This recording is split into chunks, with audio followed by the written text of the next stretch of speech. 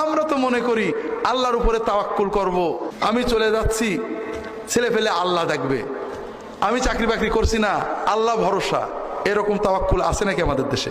আর এই তাওয়াক্কুলের জন্য দায়ী হুজুরেরা আমরা। কারণ আমরা যত ওয়াজ করি সব পীর বুজুর্গদের গল্প, ঠিক না? অমক হুজুর 40 বছর জঙ্গলে তাহাজ্জুদ পড়েছে, সারা রাত দাঁড়াইতে গেছে, ঈশান নামাজের অজুতে ফজরের নামাজ পড়েছে, সারাদিন রোজা রেখেছে, আর সন্ধ্যের সময় জান্নাতে রুটি পেয়েছে। আর মুসলমানরা কি খুশি, সুবহানাল্লাহ। ভাই এটার নাম ইসলাম নাকি? শুধু হেসেন না ভাই। ইসলামের যে ক্ষতিটা হয়েছে, ইসলামের যে অবক্ষয় অধপতন, তার প্রথম টার্নিং পয়েন্ট ছিল যে কোরআন এবং সুন্নাহ বাদ দিয়ে মুহাম্মদ রাসূলুল্লাহ সাল্লাল্লাহু আলাইহি ওয়াসাল্লাম যেটা দিয়ে মুসলমান বানালেন, ইয়াতলু আলাইহিম আয়াতিনা ওয়া ইউআল্লিমুহুমুল কিতাব ওয়াল হিকমা, কোরআনের আয়াত পড়ে দাওয়াত দেওয়া।